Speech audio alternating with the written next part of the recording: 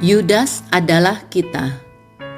Renungan diinspirasi dari Injil Matius bab 26 ayat 14 sampai 25.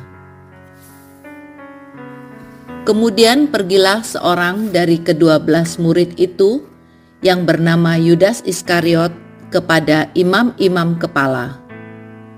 Ia berkata, "Apa yang hendak kamu berikan kepadaku kalau aku menyerahkan dia kepadamu?" Mereka membayar 30 uang perak kepadanya. Mulai saat itu, ia mencari kesempatan yang baik untuk menyerahkan Yesus. Pada hari pertama, hari raya roti tidak beragi, datanglah murid-murid kepada Yesus dan berkata, "Di mana engkau kehendaki kami mempersiapkan perjamuan Paskah bagimu?" Jawab Yesus, "Pergilah ke kota kepada si Anu dan katakan kepadanya, 'Pesan Guru, waktuku hampir tiba. Di dalam rumahmu lah aku mau merayakan Paskah bersama murid-muridku.'" Lalu murid-muridnya melakukan seperti yang ditugaskan Yesus kepada mereka dan mempersiapkan Paskah. Setelah hari malam, Yesus duduk bersama ke-12 murid itu. Ketika mereka sedang makan, ia berkata, "Sesungguhnya aku berkata kepadamu, salah seorang dari antara kamu akan menyerahkan aku." Dengan sangat sedih, berkatalah mereka seorang demi seorang kepadanya, "Bukan aku, ya Tuhan?" Ia menjawab, "Dia yang bersama aku mencelupkan tangannya ke dalam mangkok ini, dialah yang akan menyerahkan aku. Anak manusia memang akan pergi sesuai yang tertulis tentang dia. Akan tetapi, celakalah orang yang membuat anak manusia itu diserahkan. Lebih baik bagi orang itu sekiranya ia tidak dilahirkan." Yudas yang hendak menyerahkan dia itu berkata, "Bukan aku, ya Rabi?" Kata Yesus kepadanya, "Engkau telah mengatakannya." Demikianlah sabda Tuhan.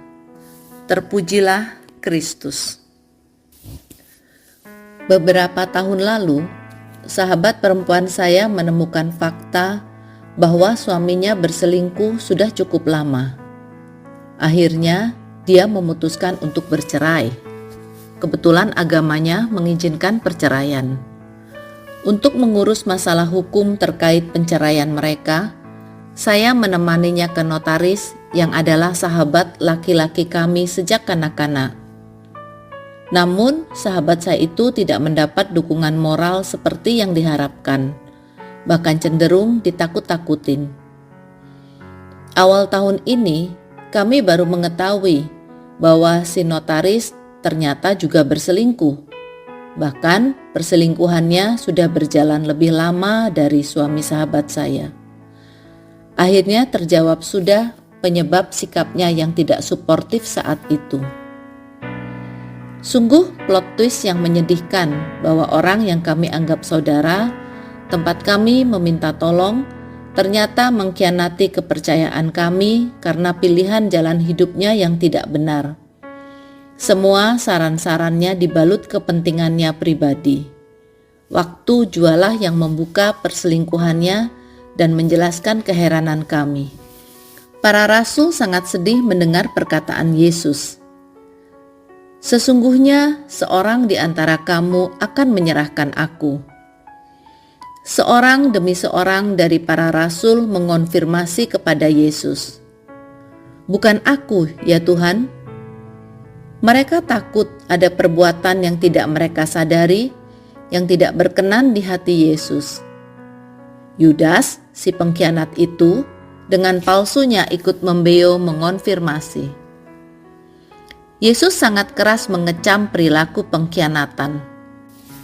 Di perikop ini, Yesus mengutuk pengkhianatan dengan kalimat, "Adalah lebih baik bagi orang itu sekiranya ia tidak dilahirkan." Kalimat ini keras dan tajam. Sebesar itulah dosa pengkhianatan bagi Yesus. Setelah 2000 tahun berlalu, mungkin masih ada Yudas-Yudas kecil dalam diri kita.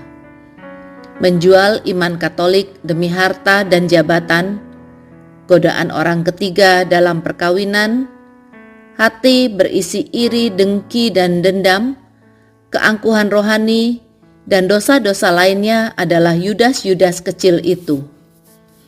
Setiap dosa yang kita buat adalah pengkhianatan terhadap kasih Yesus, mendera tubuhnya yang sudah tersalibkan demi penebusan kita. Semoga di pekan suci Paskah ini, kita semakin peka terhadap kedosaan kita. Tidak salah jika kita rutin bertanya kepadanya, "Bukan aku, ya Tuhan?"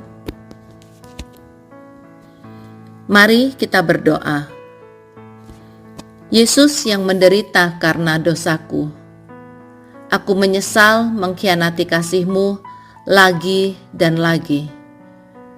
Ampuni aku dan kumohon berikan aku rahmat memperbaiki diri agar pantas aku menerima cinta-Mu. Amin.